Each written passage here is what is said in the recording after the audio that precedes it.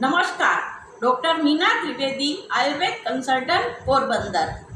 આપણે અત્યારે દૂધ વિશે જોઈએ છીએ। જુદા જુદા પ્રાણીના દૂધના ગુણ જુદા જુદા હોય છે। આ પહેલાં આપણે ગાયના દૂધ વિશે જોયું। હવે આપણે ભેંસના દૂધ વિશે જોઈએ।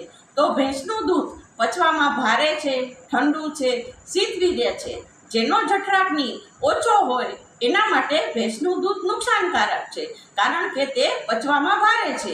પરંતુ જેને અનિદ્રાનો રોગ હોય, જેને ઊંઘ ના આવતી હોય, એના માટે ભેંસનું દૂધ ગુણકારી છે। રાત્રે સૂતી વખતે 1 ગ્લાસ ભેંસનું દૂધ પીવાથી સારી ઊંઘ આવે છે, એ આપણે પહેલાં પણ જોઈ ગયા છીએ।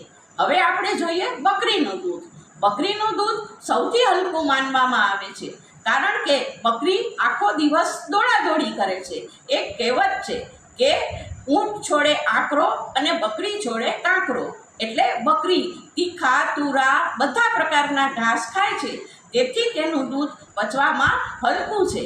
અને ખાસ કરીને જે લોકોને ટ્યુબરક્લોસિસ હોય, આયુર્વેદ એમ કહે છે કે ક્ષય હોય કે આયુર્વેદ એમ કહે છે કે બકરીના દૂધ ઉપર જ કોઈ પણ આહાર વગર એ દર્દીને જો રાખવામાં આવે અને સાથે દવા કરવામાં આવે તો એ રોગ જલ્દી મટે છે। બાળકો માટે પણ બકરીનું દૂધ ખૂબ જ હિતકારી છે। અને ખાસ કરીને જેને તાવ આવ્યો હોય, દમ હોય, તરસ હોય વગેરે રોગોમાં પણ, રક્તપિત્ત હોય, બધા રોગોમાં બકરીનું દૂધ ખાસ ફાયદાકારક છે।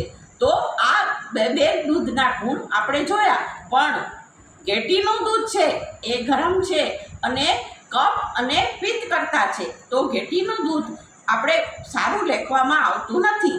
હવે પછી આપણે ઊંટણીના દૂધ અને ખાસ કરીને માના દૂધ એટલે માના ધાવણ વિશે જોઈશું।